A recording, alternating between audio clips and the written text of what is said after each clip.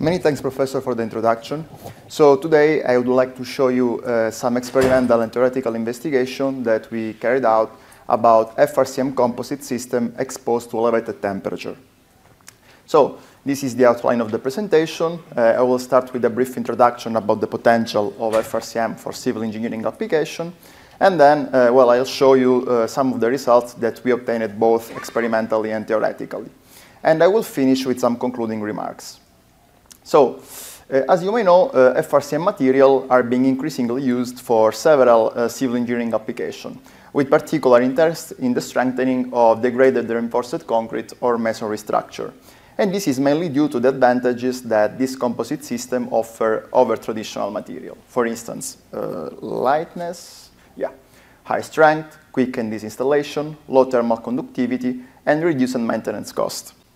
In addition, if compared with more traditional composite material, for instance, FRPs, they present also some other advantageous properties that can be useful in a scenario likely to be subjected to elevated temperature or fire. For instance, the breathability, non-flammability, and incombustibility. And this is mainly due to the inorganic nature of their matrix. However, although these advantages, there are still some concern regarding the mechanical properties of the material, because it seems that their mechanical properties can be reduced even at moderately elevated temperature, and so the FRCM to substrate interaction. And also, at this stage, there is still not enough information about the performance of FRCM at elevated temperature, and no consensual guideline is still available. So, to provide a better understanding about this topic, we basically performed some experimental and theoretical investigation, which had as a primary goals the following objectives. So, the definition of temperature-dependent constitutive relationship that can be used on design of FRCM system exposed to elevated temperature condition, to assess the influence of different thermal loading conditions on the mechanical properties of the FRCM material, to calibrate some temperature-dependent local shear stress versus slip law for the FRCM concrete interaction, and finally, to evaluate the accuracy of some degradation model to predict the variation with temperature of the FRCM mechanical properties. To achieve this objective, the following methodology was employed. So first, we started with the mechanical characterization test on both FRCM and its constituent material, namely the fiber, the inorganic matrix, and the FRCM composite. To this end, tensile tests were performed on PBO fiber at elevated temperature, compressive and flexural tests were performed on inorganic matrix at elevated temperature, and tensile tests on FRCM composite were also performed at elevated temperature. After that, we moved to the study of the bond behavior of the FRCM, and with this regard, basically, we performed some single lab direct shear tests on FRCM to concrete elements, considering the influence of the temperature. And the experimental results were then used to calibrate some local shear bond stress versus slip law, considering the influence of the temperature. Moving to the experimental part, as I mentioned in the previous slide, we started a PBO FRCM composite, which were produced by end layup, in which basically dry PBO fiber were embedded in a cement-based matrix. In what concern the mesh geometry, basically the mesh was characterized by 0.045 millimeter thick yard, spaced at 10 millimeter in the longitudinal direction, and 0.012 millimeter thick yard, spaced at 20 millimeter in the transverse direction. In terms of instrumentation and test procedure, basically, the thermal treatment was done by using some thermal chamber, and the specimen and the temperature within the specimen, in particular at the fiber-to-matrix interface, was measured by means of Type K thermocouple, which were installed in the specimen before casting, during the casting procedure. In what concerned the other measurements, such as slippage or strain, they were measured by means of LVDTs and video extensometer. The tests were performed under both residual and steady-state condition. Regarding the latter aspect, so for instance, here I just reported some representative temperature time curves, in which basically you have the continuous line which represent the curve of the air inside the furnace, and the dashed line, which corresponds the temperature at the FRCM, at the fiber-to-matrix interface. So in steady-state test, basically, the specimens were heated up to the target temperature, and once the target temperature was attained at the interface between the fiber and the matrix, the load was applied until failure with the specimen's temperature that was kept constant. Under residual condition, well, we basically have that once attained the target temperature, the furnace was switched off, and the specimens were left cooling down at ambient temperature. So the tests were basically performed at room temperature. In what concerns this experimental procedure, direct tensile tests were performed following the Italian guideline on specimens with dimension of 40 millimeter of width, 500 millimeter of length, and 6 millimeter of thickness, at temperature ranging from 20 to 300 degrees. And the load was applied under displacement control. Regarding the bond test, as I mentioned at the beginning of this presentation, we performed single lap direct shear test following the RILEM guideline. The specimens had dimension of, the FRCM had dimension of 40 millimeter of width, 500 millimeter of length, which basically correspond to the bond length, and 6 millimeter of thickness, and were heated at temperature ranging from 20 to 230 degrees. Also in this case, the load was applied under displacement control. So moving to the results, here I just reported some representative results that were obtained under steady-state condition. In general, regardless of the thermal loading condition, all the specimens presented the typical behavior observed in the literature for the FRCM. For instance, regarding the tensile strain curves, we can observe the typical strain hardening behavior with a first linear branch in which basically both matrix and fiber contribute to the load-bearing capacity of the specimen.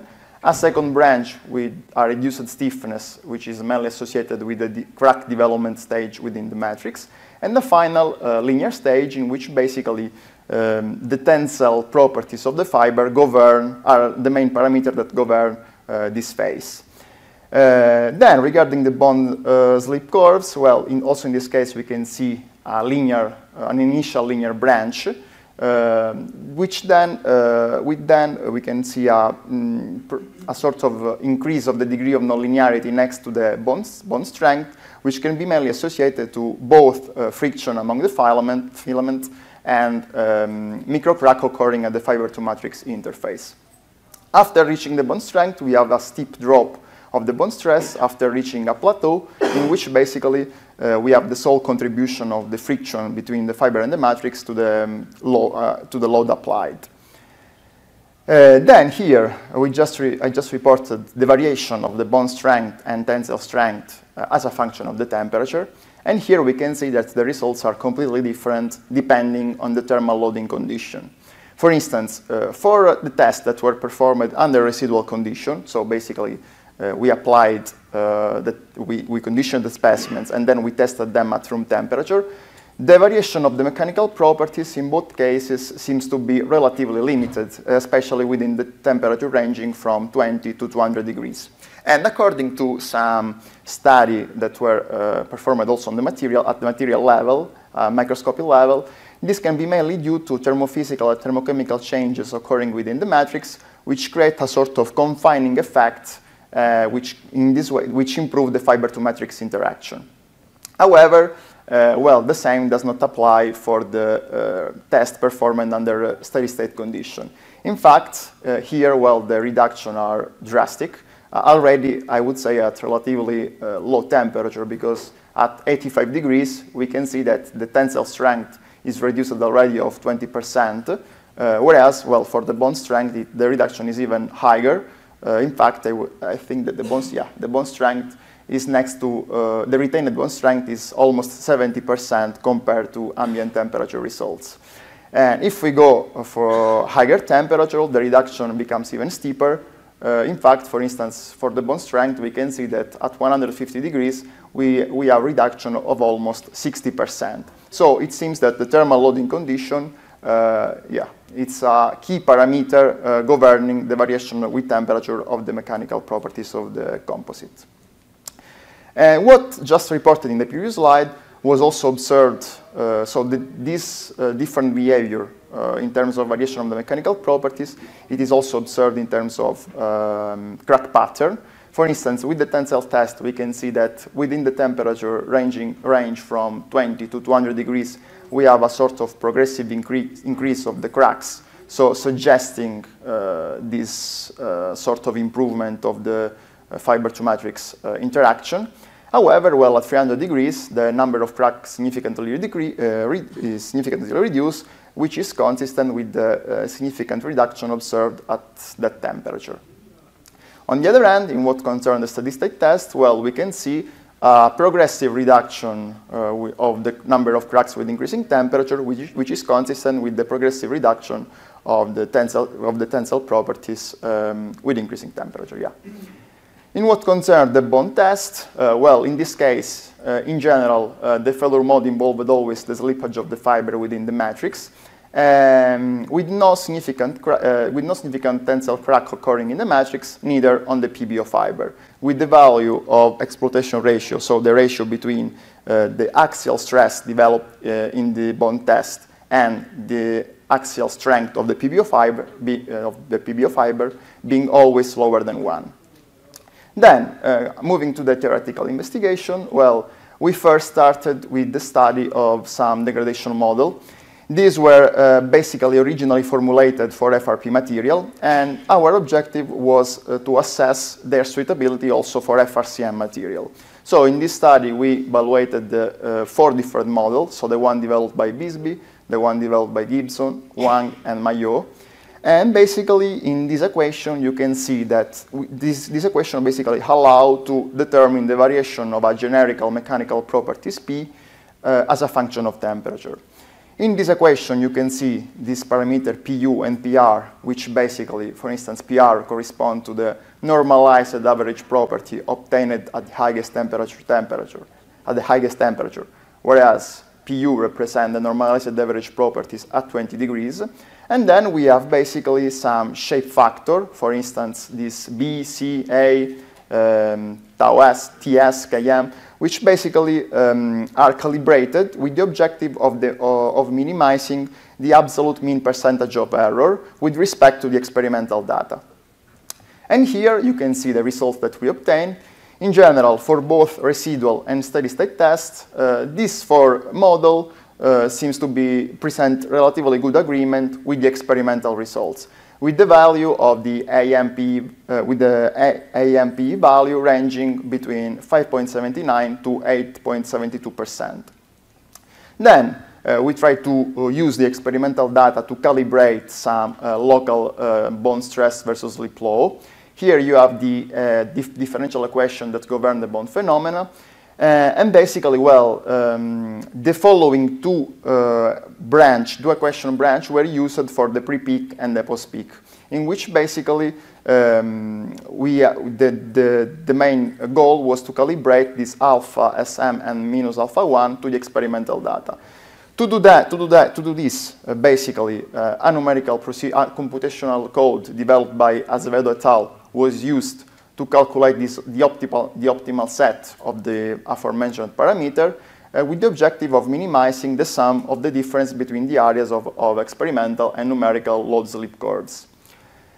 And here you have the results, so in terms of local bond stress versus slip and the average bond stress versus loaded and slip curve.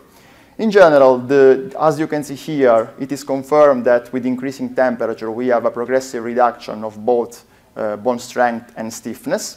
And also, well, if you see the comparison between analytical and experimental results, you can see that there is an overall good agreement between experimental and analytical results, especially in the ascending branch of the curve, except for the results at ambient temperature, with the highest difference that, on the other hand, were obtained in the post-peak stage. So still some work to do to refine this curve.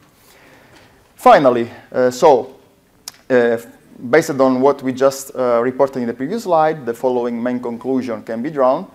First, well, it is clear that the mechanical properties of PBO-FRCM composite at elevated temperature is significantly influenced by the loading condition.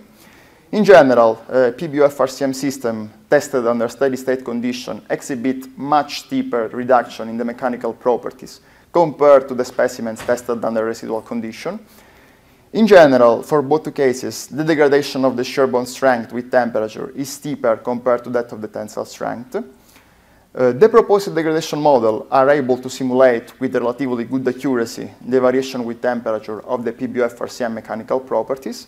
And finally, well, the numerical methodology used to calibrate the temperature-dependent local shear bond stress versus slip law well, was found to be relatively accurate in providing reliable results. In this regard, well, it is worth mentioning that at this stage, what we have done, it cannot be generalized. So much further effort must be done. So what we have just done, basically, it's valid only for those specific conditions, those specific specimens, and those specific material that were used. However, well, this information can be useful to be implemented in the finite element model to simulate structural response of FRCM reinforced concrete beams at elevated temperature. Although the contribution of the present work, well, there are still some gaps, well, that must be covered. For instance, more experimental works must be done on FRCM tested at elevated temperature to study the influence of factors such as type of fiber, type of matrix, surface finishing, which also play a key role on the wall mechanical behavior. Then further study to calibrate analytical bond slip law for different type of FRCM with distinct material properties. Experimental study about the structural behavior of FRCM concrete member when exposed to elevated service temperature and under fire exposure. And finally, numerical modeling of the structural behavior of FRCM concrete member when exposed to elevated service temperature and under fire, considering the local bond slip law proposed in the present study. So, thanks for your attention.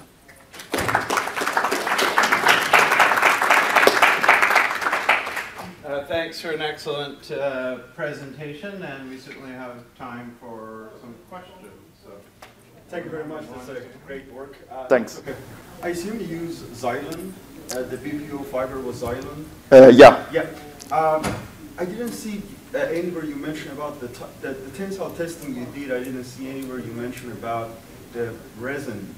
Did you just test it, the bare fiber, or was it? You mean with the FRCM coupon? Yeah. Yeah, basically the FRCM was extended out of the furnace in order to have the gripping be at room temperature during the test. So to avoid this problem with the resin that at elevated temperature would cause basically the slip. So this is a major concern. So what type of in the main specimen, what type of resin did you use? You mean on the PBO fiber or? Yes. No, the PBO fiber were dry. Yeah, were dry. Sorry, I understood that you were talking about the grip with the. Yeah. Yeah.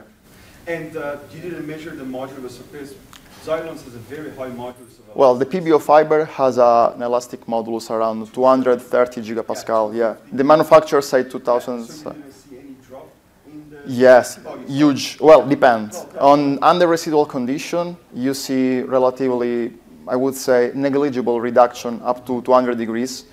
You see something at 300 degrees. But under steady state condition, the reduction are really high. And we were not expecting this. But already at 85 degrees, you have some reduction. But after 150 degrees, the reduction starts to be quite significant. Other questions? One here? Yeah. I was wondering if you have an explanation on why the results are really different from steady state. Yeah.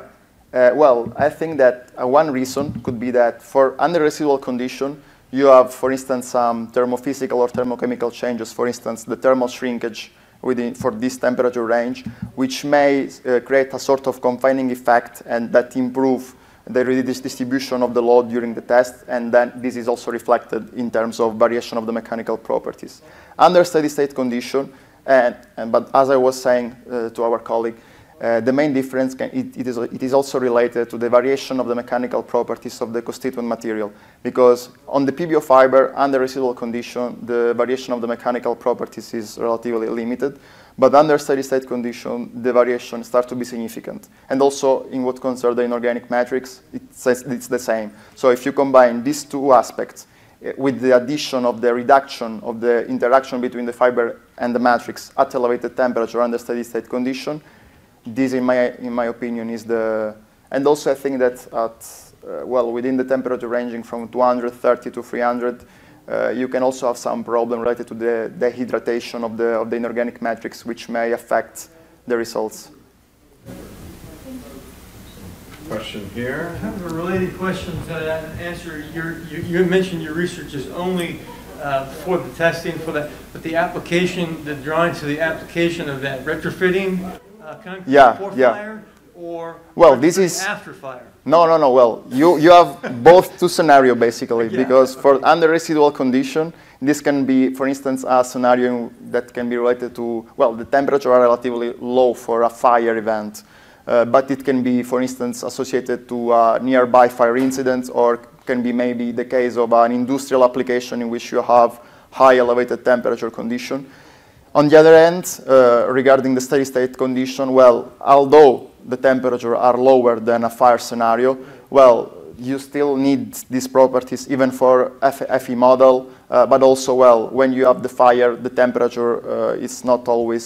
So the final result of it would be recommendations for both fire applications and rehab of fire, after fire? Yeah, basically you can I would say that for fire application in which the fire is directly applied on the building, the residual condition, the temperature that we consider may not be completely real of a fire event. So it is more close to an application with elevated service temperature. Okay, we have one last question back here. Yeah. Thank you for the nice presentation. Yeah. I am wondering about your differential equation, the second order differential equation. What boundary condition did you use in solving it? Yeah, basically we assume that in the slip is 0 in the free end, and then we assume that at the loaded end we are assuming a certain value of slip. Basically, to solve this governing equation, you need to assume a slip evolution during the analysis. So you assume either if the bond length, if the slip is along the wall bond length. So in this case, basically the numerical procedure is made in a way that you do an iterative process to evaluate the anchorage length, and then you compute the numerical load in order to have the slip from the experiment equal to the slip. If you want to do a blind simulation, blind simulation without seeing the data from the experiment. No. You need experiment from the data. Calibration to get the boundary condition. Yeah. So how do you get the second boundary condition? Because you need two, right? Yeah. Basically, then you have the one that is 0 in the free end, and then you have the one related to the slip at the loaded end. So these are the main two that we are using. But your question was a nice question, because I forgot to mention that the input parameter that are needed for this analysis are both related to the test, the experimental results from the test. So I mean the load, the slip, and then also you need the geometrical parameters such as the area of the composite, the perimeter of the, well, not the area of the contact surface, as well as the perimeter. And then you also need the elastic modulus of the fiber, and this is something. It would be interesting if one can, predict the behavior without seeing the experiment. Yeah, of course. This would be the final goal of the analysis. But yeah, thanks for your question, and it would be. Thank you. Yeah. Thank you.